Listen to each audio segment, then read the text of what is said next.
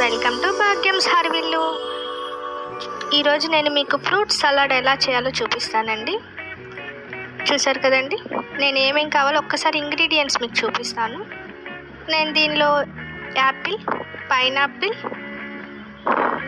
Dragon fruit, banana, strawberry, green grapes, pomegranate, చూసారు కదండి, kiwi కూడా వేసానండి. మొత్తం 8 ఫ్రూట్స్ అండి. సమ్మర్లో చాలా హెల్త్కి మంచిదండి. నేను 1 by 1 ఎలా వేసుకున్నానో ఒకసారి చూపిస్తానండి. ఫస్ట్ పైనాపిల్ వేసాను, సెకండ్ ప్రోమోగ్రానైట్, తర్వాత కివి ఫ్రూట్ అండి. ఇవి చాలా హెల్త్కి చాలా మంచిదండి. అన్ని వాటర్ కంటెంట్ ఉన్న ఫ్రూటేనండి. ఈ సమ్మర్కి డీహైడ్రేట్ అవ్వకుండా ఉంటుందండి బాడీకి. స్ట్రాబెర్రీ వేసానండి. మనం పిల్లలకి చేతికి ఫ్రూట్ ఇచ్చి తీసుకోండమ్మా అంటే అస్సలు తినరండి.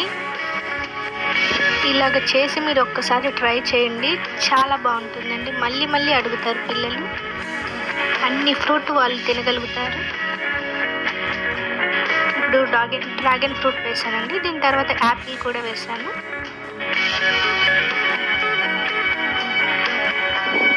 చూసారు కదండి, నేను యాపిల్ని పైన చెక్కు తీయలేదండి, డైరెక్ట్గా అలా పీల్ చేసేసేసాను. తర్వాత గ్రేప్స్ అండి.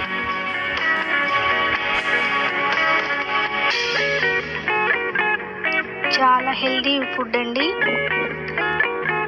బనానా.